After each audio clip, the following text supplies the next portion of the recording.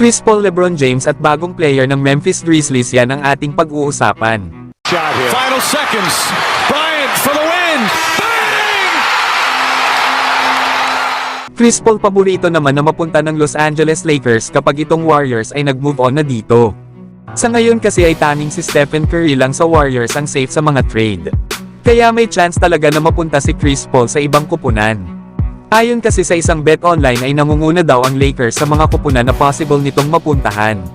Sumunod nga dyan ang dati nitong team ang Los Angeles Clippers. Andyan din ang Miami Heat, Dallas Mavericks at Philadelphia 76ers, na kung sakali nga daw na makuha ng Lakers si Chris Paul, ay panigurado na sobrang saya daw ni LeBron, lalo at alam naman daw ng lahat na matalik na magkaibigan ang dalawang players. Pero mga idol, bagamat Lakers ang paborito na susunod na team ni Chris Paul, ay mahirap daw tingnan na ang dalawang magkaribal na kupunan sa West ay gagawa ng trade sa isa't isa, na kung sakali man daw na i-trade ito ng Warriors ay panigurado na i-trade daw nila ito sa isang not contender team. Ang tangi na nga lang daw pag-asa ni Chris Paul na mapunta ng Lakers ay kung mababuyout ang kontrata nito. Sa ngayon ay may injury pa si Chris Paul matapos itong magtamo ng fracture sa kanyang kaliwang kamay, na kapag natapos nga daw ang surgery nito ay nasa 46 weeks itong mawawala muna sa kanilang kupunan. Pero kayo mga idol, ano ang masasabi nyo dito? Maganda nga bang kunin ng Lakers itong si Chris Paul kapag na-buyout ang kontrata nito sa Warriors?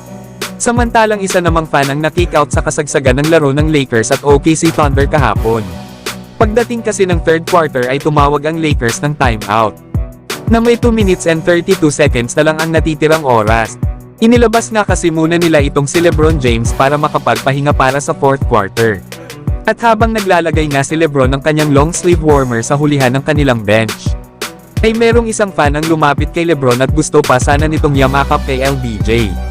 Habang nasa balikat na nga din ni LeBron ang kamay ng nasabing fan. Kaya nagulat na nga lang si LeBron kaya bahagya niya itong naitulak. At dito na nga lumapit ang mga security para ilabas ang nasabing fan sa Crypto.com arena. Kitang-kita nga sa mukha ni LeBron ang pagkagulat, lalo at bibihira nga itong mangyari sa kanya sa kasagsagan ng laro. Sa ngayon ay hindi pa alam kung ano talaga ang motibo ng nasabing fan kung bakit ito biglang lumapit kay LeBron. Siguro ay gusto niyang makita ng malapitan si LeBron. Kaso mga idol ay meron kasing mga rules na dapat hindi gawin ng isang fan sa isang player. Ito ay para na rin sa safety ng mga NBA players. Paano na lang kung may dala palang deadly weapon yung nasabing fan? Dinapahamak na sana si LeBron kung may ginawa itong hindi maganda. Pero alam naman natin mga idol na isa lang itong fan ni LeBron na gusto makita ang kanyang idol. Kaso meron kasing rule sa NBA na bawal kang pumasok sa loob ng court at automatic ka talagang palalabasin ng arena. Lalo at lumapit at humawak pa ito sa balikat ni LeBron James. Pero kayo mga idol, ano ang masasabi nyo dito?